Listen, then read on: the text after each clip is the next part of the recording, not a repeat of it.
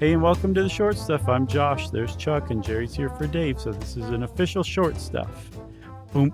I just stamped it with the official seal. That's right. Big thanks to ThoughtCo, Gizmodo, Slate, Science American, University of Michigan, go Wolverines, University of Houston. Houston? University of Houston, go Cougars. Are they the Cougars? Yeah, I'm pretty sure. Huh. Are there a lot of Cougars roaming around Houston? You kidding me? They love those young guys out there. Yeah, I get you. Those kind of Cougars. Yeah. Those are places where I found some pretty good resources on the history of the paperclip, which when I started on this, I expected to be pretty straightforward.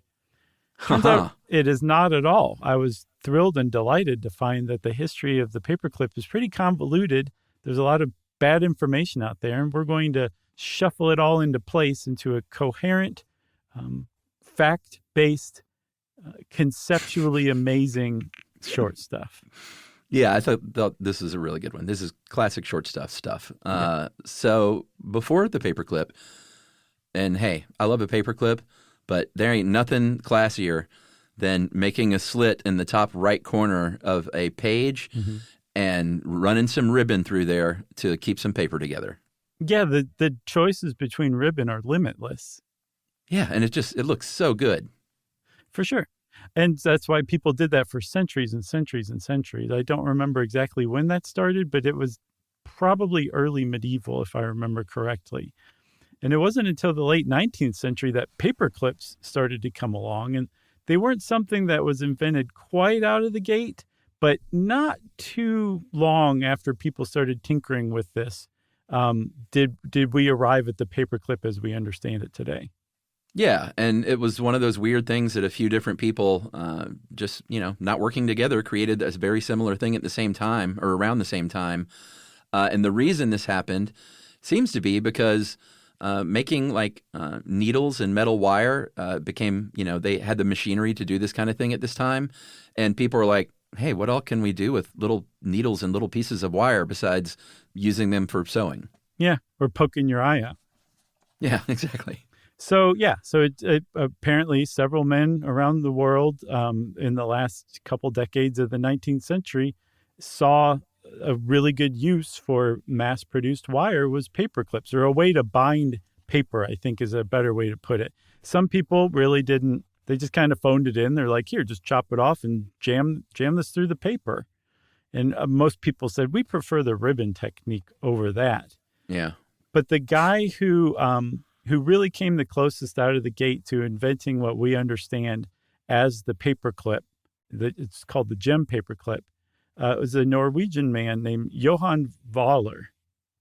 I've also seen it spelled V-O-L-A-R, so Voller. Johan Voller? Sure. And that's Gem, capital G-E-M, and we'll get to the naming of that in a second. But he made a paperclip that didn't have the second smaller oval inside the larger oval. It was just the one larger outer oval. But he's credited. I mean, I think there was a German newspaper in the 1920s that kind of misreported like him being the sole inventor of the paperclip, and everyone now looks at him as the inventor of the paperclip. Like around the world. Yeah, for sure. He couldn't get a patent in Norway, so he got them in Germany and the United States, and this was in 1899 and 1901. Mm-hmm. But everybody around the world calls him the inventor, even though there were at least a couple of people, few decades before that invented a paperclip. Yeah, both Americans. One guy was Samuel B. Fay. He seems to be the first one to have invented a bent wire paperclip, or at least he was the first to patent it back in 1867. Okay. There's a guy named Earlman J. Wright. In 1877, he got a patent for an improvement on Fay's bent wire paperclip. And Samuel Fay's paperclip, you know those awareness lapel pins that people wear for all sorts of different stuff? Yeah. That's what his paperclip looked like. And I think they're still kind of around today. So you would call that a Fay paperclip. I would. Or a Sam B. Hey, toss me a Sam B. I need to get these papers clipped. Exactly. I want to poke my eye out. So what is the deal with that? Have you ever poked your eye out with a paperclip? No, Is that but common? anytime I think of, so there's a couple of things. Anytime I think of like just a sharp, pointy something, poke your eye out. Okay. And then anytime I see like a hearth made of stone or brick, I always imagine some poor kid just stumbling and cracking their head open on that hearth. Also, anything with a really sharp corner too. I don't like that at all. Yeah, but you don't have like a compulsion. Like if you have a pointy thing, you're not like, don't do it, Josh. No, I don't. Okay. I don't feel the call of the void for bashing my head into the edge of a coffee table. It's the opposite. You're cautious. Yeah. Have you ever seen those bumper pads that people put on the corner of coffee tables when they have kids? I had a kid, so yeah, we had plenty of those. Okay. That's the reason why, because it's possible. It's not just me being crazy. Like, that's possible. Oh, yeah. I don't think that's an unusual fear. All right. Well, that's where my paperclip thing comes from. Okay, gotcha. So back to the gem paperclip, capital J, I'm sorry, I just did it, capital GEM. It's named that because they were made on the behalf of the gem manufacturing company that was in the UK, and this was in 1899, and a Connecticut man named William Middlebrook came up with this. Was it with the design or the machine? The machine to make them. Yeah, because the long and short of it is no one, like Middlebrook didn't, and the gem company didn't patent the actual paperclip. They patented the machine that made them. Mm-hmm. So anybody that's making a gem-style paperclip from that point on could just do it if they had the resources. Right, which is one reason why when we think of paperclips today, we think of gem paperclips because they are worldwide. They're made everywhere. You don't have to pay any royalties. You never had to pay any royalties with them. So the paperclip we think of with the two ovals, one inside of the other, that's the gem paperclip. And I'm glad you keep spelling it out because I'm sure people would be confused and think that you were talking about the truly, truly, truly outrageous rocker girl gem, right? Her paperclip. I think people would be very misled had you not set them straight. Oh boy, since you mentioned that, I think we need to shout out Britta Phillips. Oh, yeah? How so? Who? What? I'm pretty sure that Britta Phillips, who is the bass player of one of my favorite all-time bands, Luna, and married to Dean Wareham. And Dean's brother, Anthony, is a listener to the show. Wow, this came full circle. Yeah. So shout out to Anthony and Dean and Britta because Britta played, oh, no, it wasn't G, it was Jem. Yeah. The cartoon, Jem and the Holograms. Who did she play? She played Jem? She played Jem. She voiced Jem. Oh, on the actual cartoon? Yes. That was a good cartoon. I actually watched that when I was a kid. I really struggle with that. But anyway, shout out to Dean, Britta, and Anthony. Nice. I think we should take a break, man. We haven't yet. No, let's do it. Okay, here we go.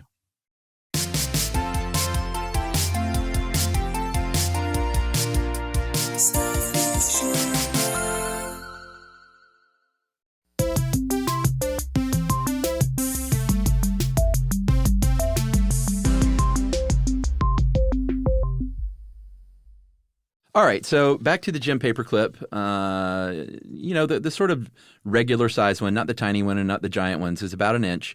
Can hold supposedly about 20 sheets of regular paper pretty well. Yeah. About 20 billion are made every year, and Americans apparently use 11 billion of those. Wow. And you pointed out very astutely that paperclips are used obviously to bind paper, but those things can be undone and used most often to poke the little reset buttons in a lot of technology hardware. Back in the day, if you wanted to open your CD-ROM tray, if it was stuck, you would use that. In elementary school, I don't know if you did this, but you could unfold it and make it into something that when you drop, it pops up in the air. Oh, I was never able to do that, but yeah. Yeah, you would bend it in such a way that it's like a bear trap or something, is like, I know there's a word for this, but and we would have contests to see who could make theirs pop the highest. Nice. You could also shoot them pretty far with a rubber band and potentially take someone's eye out. That's oh man, your biggest fear, right?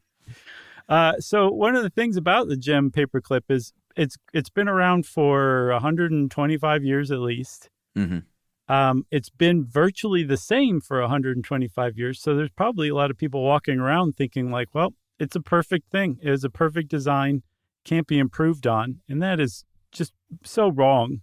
You shouldn't even say that out loud. Yeah. If you've ever had a tangled up box of paper clips, you know the frustration that comes with that. If you've ever, had one out in moisture, you know that they can rust that paper. Usually not a big deal, but if it's an important paper, you don't want rust on that thing. No. What else? Well, also, Chuck, the cut end of the wire can poke through the paper. It can poke your eye.